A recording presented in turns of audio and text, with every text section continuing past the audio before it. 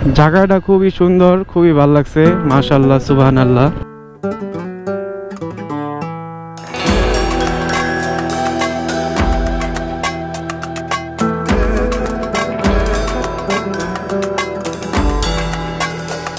আসসালামু আলাইকুম, কেমন আছেন সবাই? আশা করি সবাই অনেক বেশি ভালো আছেন। নতুন আরেকটি ব্লগ নিয়ে আপনাদের সাথে চলে আসলাম কথা বলার জন্য, সুন্দর ওয়েদার, সুন্দর প্রকৃতি দেখানোর জন্য। আজকে আমরা যাইতেছি খুব সুন্দর একটা প্লেসে, যেটা আপনাদেরকে ওই জায়গায় যায়া বলবো এটা কোন জায়গা। আমরা হচ্ছে এখন ওই যে দিরাশ্রম বাজার থেকে যে হাতের বামের দিকে যে রুটটা আছে, তিন রাস্তা, এটা দিয়ে ভিতরের দিকে চলে আসছি। এটা দিয়ে হচ্ছে যে ওই যে কলের বাজার বলে, কলের বাজার থেকে ও নাইস, ওনারা হচ্ছে গোসল করতেছে।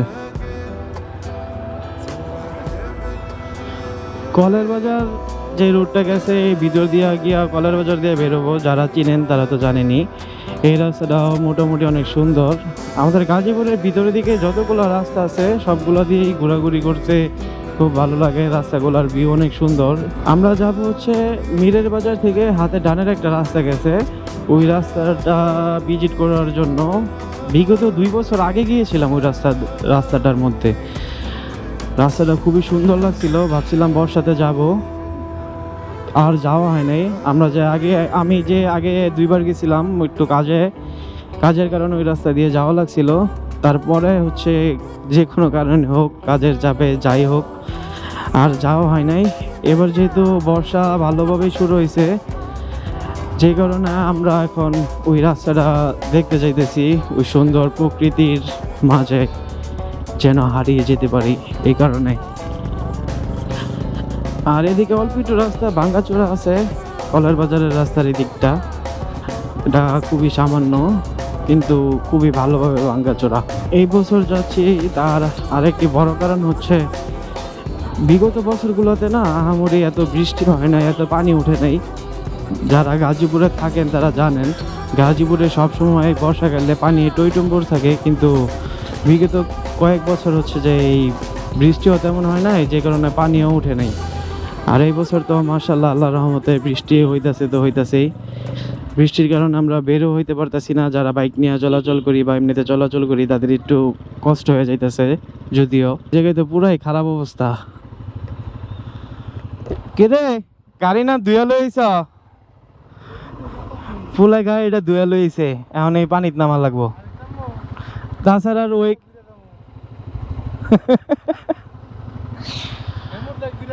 একটা ওয়ে আছে, কিন্তু ওই জায়গাটার মধ্যে ইট নাই, নাহলে ওই দিক দিয়ে বেরো যাওয়া যাইতো। তো আশেপাশে দেই না, ফালানি আছে, একটু পেরা হইব, যাইতে গা পারবো, যাইবা?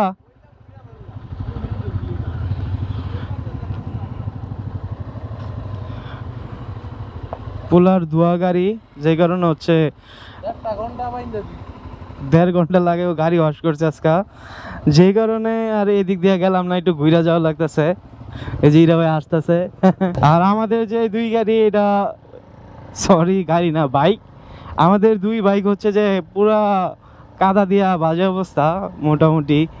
কারণ গতকালকে রাতেও হচ্ছে যে একটা হলুদের প্রোগ্রামে অ্যাটেন্ড করা লাগছে কাছের এক ভাই ব্রাদারের, আর রাতে তো বৃষ্টি হয়েছে, যে কারণে আর বাইক ওয়াশ করতে পারি নাই। আর সারাদিনই মোটামুটি বৃষ্টি টুকটাক, যেই কারণে অ্যাকচুয়ালি বাইক ওয়াশ করিও না ইচ্ছা করে, শুধু পানি মাইরে রাখি যেন বালু টালু বাইক থেকে পড়া যায়।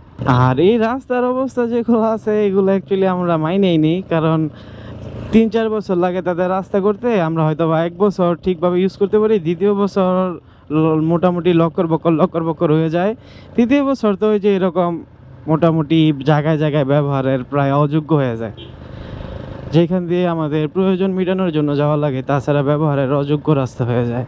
আমরা হচ্ছে মিরের বাজার পার হইয়া, চৌরাস্তাটা পার হইয়া যে রেল ক্রসিংটা পড়ে, এটা পার হইয়া হাতের ডানে 2 লেন হয়ে যায়। এই রাস্তা দিয়ে ঢুকছি, ঢুকার পরেই অল্প একটু সামনেই হচ্ছে ওই রাস্তাটা যেটা দিয়ে আমরা যাব। একটু দেখা যাওয়া লাগবে, কারণ অনেক বছর যাবত এই রাস্তায় যাই না। ওটা দিয়ে ঢুকবেন, ঢুকার পরে ফার্স্টে যে হাতের ডানের দিকে রোডটা ঢুকে গেছে, এটা দিয়ে আমরা ঢুকে যাব। ওনার এই দিক দিয়ে কই যায়? ও আচ্ছা, নিচে নাম্বা।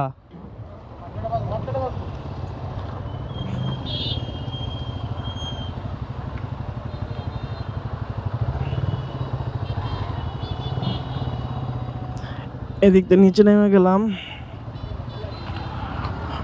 এই যে এদিকে দুইটা রাস্তা, নিচ দিয়ে যেটা চলে গেছে এটা দিয়ে আমরা যাব। রাস্তার লোকেশনটা খুবই সহজ। এই যে ওইটা হচ্ছে ওইদিকে, এটা হচ্ছে মূলত ওই চৌরাস্তা বগুড়া বাইপাসের রাস্তা, আর ওই সাইডেতে হচ্ছে কাঞ্চনের রাস্তা। আর এটার পাশ দিয়ে যে রাস্তাটা গেছে এটা দিয়ে আমরা চলে যাব। এই জায়গাটার নাম হচ্ছে বিন্দন চন্দ্রের বাইন। আমি হচ্ছে ঠিক লিখে দিব ম্যাপ থেকে, হচ্ছে লোকেশন বের করা অ্যাকুরেটটা যেটা আছে। এই মূলত হচ্ছে তারা আঞ্চলিক ভাষায় একটু বলে, তো এই কারণে হচ্ছে যে আমি অ্যাকুরেটটা শুদ্ধ ভাষাটা এখনও হয়তো বা জানি না। তবে দু একজনের কাছে জিজ্ঞেস করেছি, সবাই বললো বিন্দন চন্দ্রের বাইন ব্রিজ। জায়গাটা খুবই সুন্দর, পানি আসলে আরও সুন্দর লাগে। এখন এইদিকে পুরোপুরি পানি ঢুকে নাই। এটা হচ্ছে হারবাইত ব্রিজ যতটুকু জানলাম। আর যারা এদিকে আসবেন তারা যেরকম স্ট্রিট ফুডের দোকান, ফুচকা, চটপটি, মুড়ি এগুলা পাওয়া যাবেন। ও মাই গড, এনে তো সুন্দর একটা বাড়ি আছে। বাড়িটা তো অস্থির, বাড়িটা তো সেই রকম। এই যে দেখেন, এই বাড়িটা খুবই সুন্দর, আমার কাছে খুব ভালো লাগছে। তারা খুবই শান্তিতে থাকে ভাই, মাশাআল্লাহ মাশাআল্লাহ। আমার এই হারবাইত যারা আসবেন তারা হয়তো বা এটা দেখতে পারবেন। এটার কাছে গেলে আরো বুঝতে পারতাম। ডিজাইনটা খুব সুন্দর, এই যে কিছু কারুকাজ করা আছে, ডিজাইন করা আছে। জায়গাটা খুবই সুন্দর, খুবই ভালো লাগছে, মাশাআল্লাহ সুবহানাল্লাহ। আর আজকে যে একটা ওয়েদার হচ্ছে, এখন একটা খালি জায়গায় গিয়ে দাঁড়াবো, এদিকের কিছু ড্রোন শুট আপনাদেরকে দেখাবো।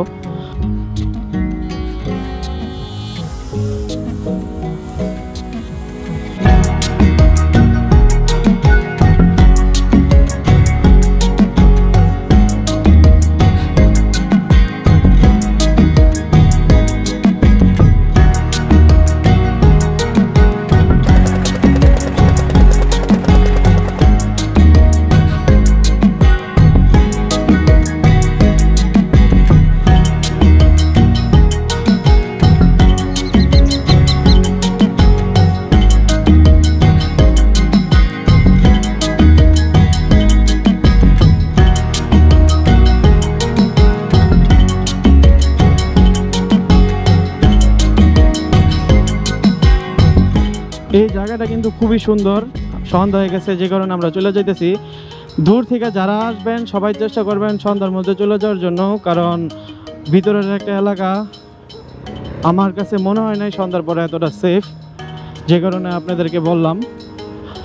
আর আমার ব্লগটি যদি ভালো লাগে অবশ্যই আমার চ্যানেলটা সাবস্ক্রাইব করবেন। পেজের থেকে দেখলে পেজ থেকে লাইক দিবেন, সাপোর্ট করবেন। আমি চেষ্টা করব আপনাদেরকে ভালো ভালো ভিডিও দেওয়ার জন্য এবং ইনফরমেটিভ ভিডিও দেওয়ার জন্য। আমার যদি কোনো ভুল হয়ে থাকে তাহলে অবশ্যই কমেন্ট করে জানাবেন, আমি সংশোধন করার চেষ্টা করব ইনশাল্লাহ। আজকে এই পর্যন্তই। Jafar out, tata, bye bye, আসসালামু আলাইকুম।